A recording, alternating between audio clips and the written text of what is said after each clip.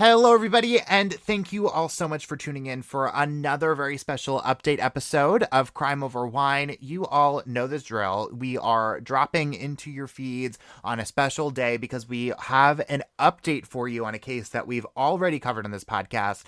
This week, it happens to be a case that I first covered with my very good friend, Kelly Smith, who is back with me on the podcast this week. So hello, Kelly. How are you doing? Good. How are you, Liam? I'm so excited to be back. I am very excited to have you back, mostly because we have so many updates on this case that we have covered. It was the Ellen Greenberg case, but all the way back in episode 9 of this podcast. We're on episode 39 that we just dropped this week, and so it's been a long time since Kelly's been on the podcast, but so we have a lot to tell you about. But first, let's get you all caught back up on the case of Ellen Greenberg. But again, if you have not listened to episode 9, stop what you're doing, go and listen to that first because you're going to be totally lost about everything we're about to say.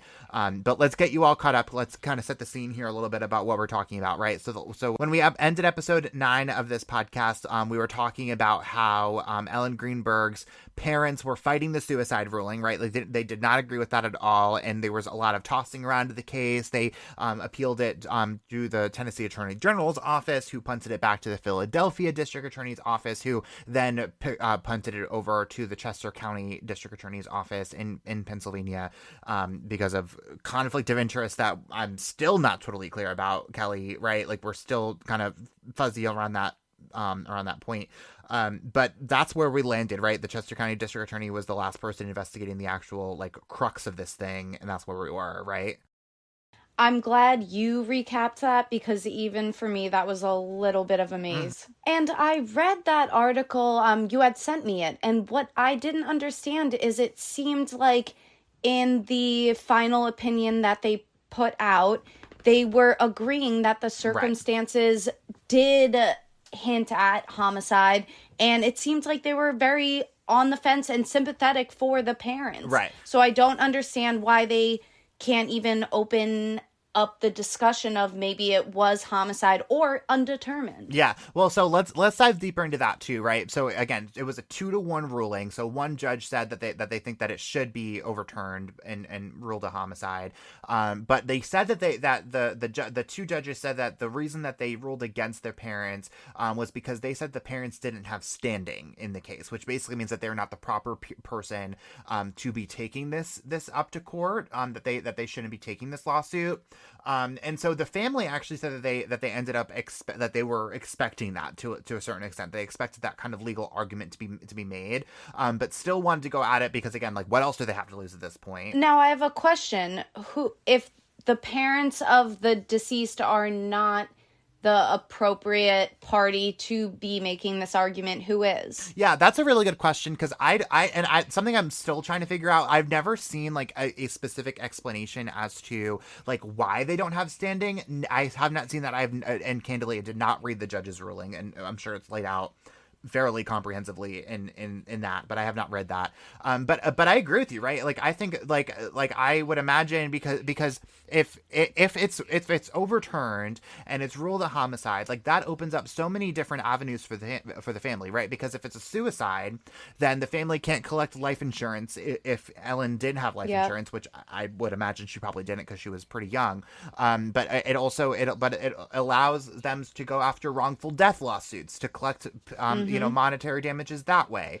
And so I don't really understand why that would even again, kind of what you said right then, Kelly, like if they don't have standing, like who really does? And it just opens up the door for the possibility of investigators to keep looking. Like it doesn't necessarily mean it 100% like someone needs to be charged. It just means that you can investigate further to find out. Well, and I'll say about that, because I agree with you. Obviously, I agree with you there 100%. But I think in terms of the legal process, and again, I don't know if this whole thing makes me like trust legal process more or distrust the legal process more. I'm still kind of torn on this. But I think from that perspective, right, like in that case, like the investigator or some sort of investigative agency would probably be the right person to take this up. Because the family can't benefit from just an investigation going forward, right? Because at the end of the day, hypothetically speaking, they could end up in the same exact place that they are right now, and so therefore that doesn't really move the needle all that much from that perspective, right? If it's just a matter of like let's like move things forward more, but if Yeah. it's a matter of let's try to collect monetary damages, different ball game, right? So so that's a totally Mm-hmm. different avenue, and I'm sure they made both arguments there, but I mean I guess ultimately they that wasn't the case. So I kind of understand the legal ish argument, and again, like the judges surely know more about the law than I do, Of course. but I don't know. I still don't really. Again, kind of what you're saying. Like if like they are the people who like Ellen did not have kids, right? So like it's not like Yep. any money from her estate or anything would go to her, or go to Mm-hmm. them. It would go straight to the parents. And so I like you said, I don't really understand if they aren't the person who should be, or the people who should be bringing this case, like who really is at the end of the day, and like what exactly are we saying that should be beneficial, that who should be the beneficiary of this whole thing at the end of the day. I couldn't agree more. Yeah. Yeah. Well, so but I will say though, because you hinted at this before, Kelly, right? Because I will say the big thing, right, out of all this, is that the judges in this whole thing, like even though they said that the family didn't have standing, they still cast like a shit ton, and excuse my French, but a shit ton of doubt over this whole thing. Over the entire investigation. They laid into this investigation, Yep. like and again, I don't know if this makes me like trust the legal system more or less, but like they said, at the end of the day, like the law wasn't on the parents' side, but the investigation was fucked. So that's where my argument stands, where if the investigation you don't think was as thorough as it could have been, Right. why not? I'm not saying even homicide. Undecided. Why Yeah. does it have to be Fair. suicide when the facts of the case, stabbing yourself in the back of Right. the neck, in the like that doesn't Yeah. make sense as suicide? Yeah, and interestingly, because I was literally just watching a news story about this case, about this exact ruling, and they I think it was CBS Philadelphia who interviewed the lawyer, and they even said, and I hadn't heard this before, so this might be new information for Crime Over Wine listeners, and maybe even for you, Kelly, but they were talking. The lawyer was talking about how there was one stab wound to the back of the neck. And I think we talked about this a little bit, but not in this much detail. But there was one stab wound to the back of the head that didn't have any blood on it. That didn't produce any blood, and so, and so there was that wound. But then the knife was ultimately found in her chest. And so basically the whole idea here, right, is that like that wound to the back of the head was clearly done post-mortem. So Because Ellen it didn't bleed. because it didn't bleed. And so obviously she couldn't have inflicted on herself. And then like it was found in her chest. So that's two wounds at Yep. least that were inflicted post-mortem. And like obviously, again, you're dead. Like you can't do that to yourself. So, Absolutely. yeah. But so the judges, though, again, so like kind of we've been picking this whole thing apart for almost a year now, Kelly. But the judges are right there with us. They called the investigation deeply flawed. Which it was. I mean, We agree. point blank, period. And we're gonna get into how flawed it was. But I want you to read part of what the judges said about this, Kelly. Okay, so it says the facts surrounding this matter are extremely disturbing, and the parents' tireless efforts over the past 12 years to learn exactly what happened to their daughter on the evening of January 26, 2011, warrant our sincere sympathy. I mean, so I think that like says just about everything you need to know, right? I mean, it's simply like the law is not on your side, unfortunately, but we agree with We like your sympathize. frustration. Yeah, like we get what you're saying. Like we 100% get But what you you're saying. are but the law. Well, but again, like they can't like I don't know. And again, I don't understand the standing thing just as much as anybody else does. But like if there truly is like this really compelling legal argument that the family should not be the one bringing this lawsuit, like they have to side with that. But again, so that's where it kind of like my morals go back and forth, my legal morals here, because it's like, okay, like I get that like at the end of the day the law is the law, like I totally get that, but but also there's like a thing called justice, and so like if there's clearly an injustice being played here, then like why not like I don't like you're pointing out that like justice has not been served properly here, and so it goes back and forth of like, okay, well like if Yep. you're if there's no justice but like the law isn't on the side of justice, then like what really is the law? You know what I mean? So it's like it's just kind of like tears me both ways of like, okay, well at the end of the day, like sure they lean back on like what the law says, but what the law says like didn't back the justice side of this whole thing, and so it's like where do you end up landing?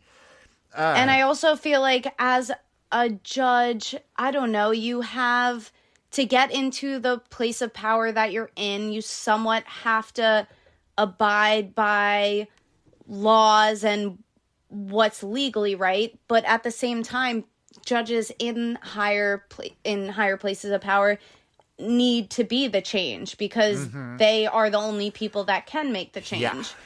So and like I said, I don't know what it's like to be in that position. I don't know what you have to do and what you have to follow to be in that position. And so it's hard to judge, but at the same time, it's like, it's so crystal clear to me that justice wasn't served. It wasn't a suicide, and justice needs to be found. Well, and I guess like I land back on like the investigators at the end of the day. I mean, because they're the ones who really failed this whole thing. Because if like these three judges can clearly see that this was so fucked up from the beginning, like surely a whole team of investigators and a whole police department should have seen that too. So that's kind of where I get a little angrier. But there are a lot of details that we want to talk about here too, Callie. So let's get there. Because so the parts that the judges ended up saying were deeply flawed had to do with a couple different things. It had to do primarily one with the knife, right? So the knife that was found in Ellen's chest, and this is via the Greenberg family attorney. So take that with a grain of salt, I suppose. But he says that the knife that was found in Ellen's chest has never been fingerprinted. And it would also, so basically, if there weren't fingerprints on the knife, right? So according to him, it would mean that someone must have wiped off the fingerprints again after she had died, because again, she was already dead, like when some of those wounds were inflicted. And they also said so, but to that point too, like if we simply don't know if there are or aren't fingerprints on this because it's never been tested according to this attorney. But they also said that and this is according to analysts that reporters talk to, where they said that it still actually could be tested today, if it was preserved properly, that if it was stored properly. And so that's kind of where we're at, of just like the argument is clearly being made here that like that the knife needs to be retested, and hopefully you guys did your job right and put it in the right spot. Well, I do have a few thoughts on this. Okay. So first of all, right off the bat, if they failed this bad at the investigation, I am hoping, wishful thinking, that they preserved it correctly, but I don't have a lot of hope in them at this point. But at first, and through our last conversation, I was going to defend them and the investigators and say something along the lines of, you don't know what their situation was, in the way you don't know if there was, maybe the police were really short-staffed in that area at that time, and maybe there were a lot of new investigators on the scene. Right. But after you're telling me that the knife, the weapon in this possible murder, possible suicide, if you're telling me that knife wasn't even tested for fingerprints, I don't even know what to say. I have nothing to defend these investigators, because even an amateur investigator, you would think that they would fingerprint test the weapon that was in question, the weapon that was found in the victim's chest. Yeah, I mean, you would think so, right? But I don't know. So yeah, and I really, I have no, I mean, frankly, because and I would be interested, because each department, right, has different policies about like how long they'll keep evidence after a case has been closed. And so I'm sure it's not 12 years or whatever, I think. But point being is I'm sure it wasn't, it's not that short of period of time. Like I'm sure it's multiple years before they end up destroying evidence. It has to be. It simply has to be. I mean, there's just no way, especially the amount of, publicity and attention this case has gotten. I mean, I can't imagine that they got rid of literally anything, but my faith in them preserving it properly is pretty low. And also, I've listened to, because I'm a true crime junkie. I love podcasts. The amount of podcasts I've heard where important evidence just like poofs into thin air, it goes missing, it gets mishandled. It is likely, given how badly they seem to have flopped this investigation thus far, I wouldn't be surprised if they throw that curveball at us. Yeah, no, big time. Well, there is another thing too, that I do have to tell you about that is, fucking infuriating. But so let's talk about that, because if the knife wasn't infuriating enough, let's talk about this next piece. So there's one more thing, and then I'm going to talk about the really infuriating part. So there's apparently, I don't really understand how this all fits in, but it was mentioned, but the lawyer said that Ellen had been, and the only reason I mentioned this because I didn't talk about this in the first episode, that Ellen had apparently been clutching a, quote, pristine white towel in her left hand when they found her. So basically, like, implying that there wasn't any blood on it or anything. Yep. Which I don't really know what that says to me, I guess. Again, but other than the fact that, like, that was never really mentioned before. I was going to say, I don't remember that being in our previous conversation. No, that definitely was not mentioned before, but the only thing I can think of that like supports anything is that, like, it probably does support to me a little bit that like the homicide theory, because if you stab yourself right at some point, like, and you grab a towel, you have a towel in your hand for whatever reason, I feel like the instinct would be to stop the bleeding, or also the fact that, like, you stab yourself and if you have a towel in your hand and you're stabbing yourself multiple times, at some point, like, blood just gets on the towel, right? And, like, that didn't really seem to be the way that this was described. See, in my head, I'm like, if I was committing suicide in this way, which I could never imagine because I don't think it's possible, I can't imagine a scenario where I have a clean washcloth. Maybe if I'm, like, grabbing in the last, I don't think that's possible. But I also would say, in a homicide, if I was holding it and somebody came and snuck me from behind, the blood splatter would get on it. So my only thought is it had to come afterwards, into her possession post-mortem. But, like, what would the, like, even reason behind that? What's the reason? There was a explanation in the article that you're referring to, I believe, something along the lines of possibly somebody walked into the apartment before the perpetrator thought they would, so in a rush they used that cloth to wipe the fingerprints off, then they put it in her hand or dropped it near her and ran. But even then, I just don't... That's such a stretch. Yeah, it is a stretch. Yeah, a big stretch. Well, let's get to the fucking infuriating part, because I have a lot to say about this. So let's talk about this. So basically, the other part of this whole investigation that the judges said was deeply flawed was that apparently, again, this was new information to me, apparently there was evidence that the crime scene, and again, this is most definitely according to the family attorney, that the crime scene appeared to have been cleaned up before police arrived with a search warrant. And the medical examiner's determination, from when the medical examiner came in and examined the body and looked at what happened here, came after the crime scene had apparently been cleaned up, but before police arrived. And so with the search warrant, so police arrived at first, first responders arrived at first, then medical examiner, then police arrived to close it down and turn it into a crime scene. Mm-hmm.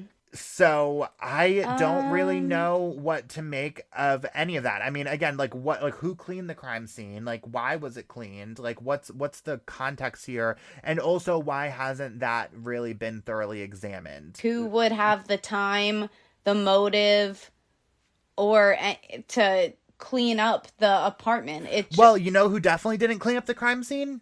Ellen, because she was dead. And so I don't, because she was dead. Yeah, so, like, why else would you clean up the crime scene unless you murdered her? And can we not forget that she was in the middle of making a fruit salad. Right. Yeah. So yeah, that's the other thing too. So there was the argument of like why, like who is in the middle of making a salad, like who fills up their gas tank before coming home, and then like is in the middle of making a fruit salad and just decides to start stabbing themselves. Like that's the other argument here. And they cited her mental health struggles, and I put that in quotes because it was anxiety, depression, which I feel like a lot of people, everyone has anxiety, especially in their 20s or 30s when they're still figuring out life. Depression, it can come in waves. Like, that is not necessarily someone who, like, you can't necessarily say, oh, they had anxiety and depression. Like, they killed themselves by stabbing themselves 30 times. I think what you're referring to is, like, a lot, like, the argument that, like, she killed herself came from, like, the possibility that her medication may have, like exacerbated those things, that, like, that she wasn't on the right medication, she wasn't on the right doses, which makes a solid amount of sense. Like, that, I mean, that is a logical, like, that happens. It can unbalance you, It can definitely put you in balance.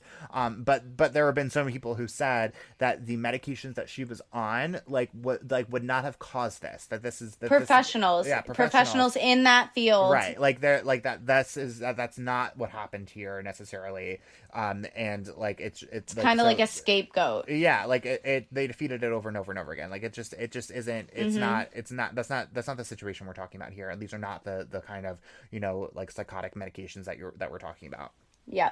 So, which, and again, it makes sense, but it's just a weird, like scapegoat, like you said. But so there's other pieces too of all this, right? Like there's apparently I read that apparently cleaning services that were used for the apartment, because again, we're talking about the situation where police had closed the crime scene, or you know, cleared it and stuff, but they had cleaning services come in to like wash everything down, right? Like that happens. But apparently the cleaning service, the people who clean the apartment, were never interviewed by police to get information from them, because again, like this was looked at right from the jump as a suicide. I mean, that's where we're at. And so it makes a certain amount of sense, but like again, like knowing what we know about how many times how she died, like it just seems odd that like you don't think, let me just make sure that everything's, you know, legit here, but whatever. And then also there's this other situation where an officer who was first at scene had apparently taken video of the crime scene, but it is vanished. It's not, nobody knows where it is. Nobody knows what happened to it. Did I foreshadow this? We're talking earlier about how evidence, I feel like, is just going to poof into thin air. Right. What do you mean it just disappeared? What was the surrounding? Well, so the words that were used was apparently that that has not been accounted for. So I guess I shouldn't say poof disappeared. So like I guess there were reports that you know, somebody had taken video, like check the box kind of thing, like video made, but nobody knows where that video is. That there's never, like, that piece of evidence doesn't match up with the evidence that was logged, if that makes sense. Like that's kind of where we're at. So yeah, I mean, again, so going back all the way up to the beginning of like the judges, right? Like they, like, deeply flawed doesn't even begin to describe it. I mean, in my opinion.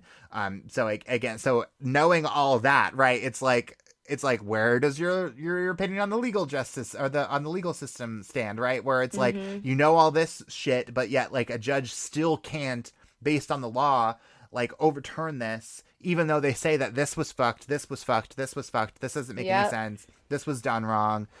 So it just, I don't know, man. You're admitting that justice wasn't served. Right.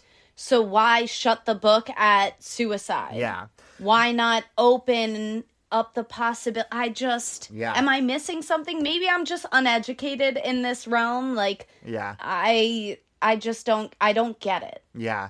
Me neither. And, you know, Ellen's parents don't get it either. And they are certainly not giving up here, right? I mean, this is not the last step. They're appealing this all the way up to the state Supreme Court. It's not clear if the state Supreme Court will hear the case.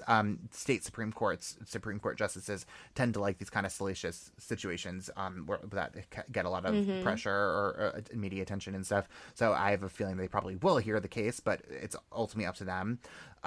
So that's where we're at, Kelly. I mean, that's the situation where we're in right now. I mean, we are, we have a quote unquote deeply flawed investigation that was a suicide on paper, and that's where we are.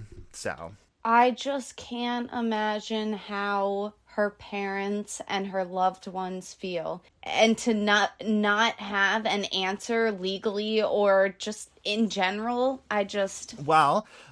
We'll say this again because we have still not gotten justice for Ellen Greenberg.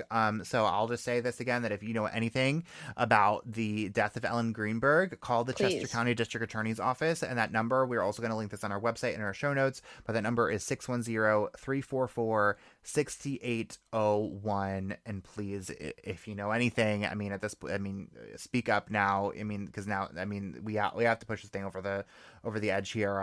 It's been too long where the wrong thing has been said about Ellen. I will say at least the Chester County District Attorney's Office is like investigating it. It's an open investigation because for a long time it wasn't. So that's a positive thing, right? Even though it's still on paper a suicide, like people are still accepting evidence. Open. Yeah. So we're in a better spot, I feel like, than we were, when the investigation kind of wrapped up with the Philadelphia Police Department. So I still don't feel like justice we're anywhere close to justice. No, not at all. Someone needs to be held accountable, or at the very least, the justice system needs to acknowledge and give her they need to acknowledge something went wrong and she was a victim. Well, at the very least, like, there needs to be some ruling that acknowledges fully that this investigation was wronged at the very least. And they did her wrong. Yes. Right. Because they wrote it down, but they still ruled in a way that as though it doesn't even fucking matter what you thought about the investigation. The police department needs to acknowledge accountability for their failure, and instead they seem defensive.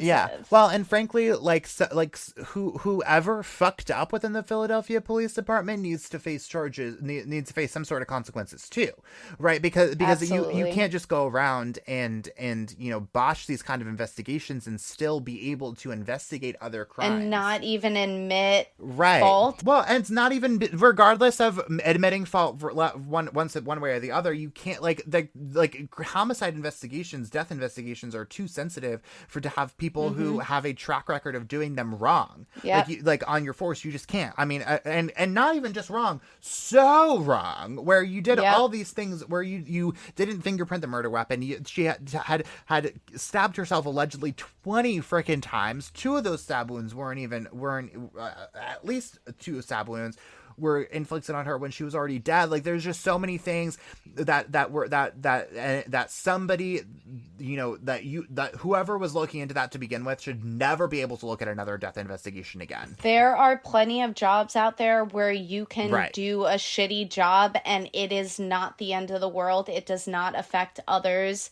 and their quality of life and their futures. But when you are in this important position of power, it is your duty to find justice. Yeah. You are serving the people. Yeah. And well, because cops get a bad rap, right? Like about stuff, right? Like left they don't get enough credit. They don't get enough credit, but people like this do not help that, right? Because frankly, for every one cop like this, there are 10 cops who do the right thing left and right. And it's not just one, because the whole department continues to not accept blame, and this is the problem. This is where the bad reputation comes from, when the good man's club covers each other. Like, it's time to just be accountable as a police department, admit fault, open up the investigation like they have, and change the ruling. You go to court. Maybe they're the ones that need to maybe they're the right ones to go to court and fight this and say, like, we messed up. Yeah. Well, they certainly would be, right? Because the medical examiner rules it a homicide or suicide, and that's really where we're at here. But the police department is actually the agency who is constrained by that, right? Because you can't really do much going forward on a suicide investigation, right? Like, what are you going to investigate a suicide for? Like, you're not finding anyone accountable, and so like they are the ones who should be bringing this lawsuit. I mean, they're the ones withstanding. Yes, that is what a good police department does. That's what people in power should be empowered to do. Well, I'll say again, if you know anything about Ellen Greenberg's death, call the Chester County District Attorney's Office. And that number, once again, is 610-344-6801. And in the meantime, Kelly, we're just going to have to wait and see how the rest of this thing plays out, because I feel confident we'll get an answer definitively, whether we like it or not, relatively soon. I don't really know how soon, but whether they decide to take the case or not is going to be an answer, right? Because otherwise if that's the case, we're where we're at right now. And if they take the case, then that's going to be something else. So everyone, again, I've said this before, but I'll say it again, to turn on your notifications for this podcast, because we will hop into your feeds as soon as we know more information, so that way we can tell you guys exactly what is happening in this case as soon as we know it, because I want to know as quickly as possible. I know Kelly wants to know as quickly as possible. I know you all want to know as quickly as possible, and we're going to do our best to try to do that for y'all. So yeah, I'll be waiting impatiently to get back on this podcast and give you guys an update. Fair. Yeah. Well, thank you again so much for coming on, Kelly, for this update episode. And thank everyone so much for listening again. And we will just have to see you all on Wine Wednesday for your next regularly scheduled episode of Crime Over Wine.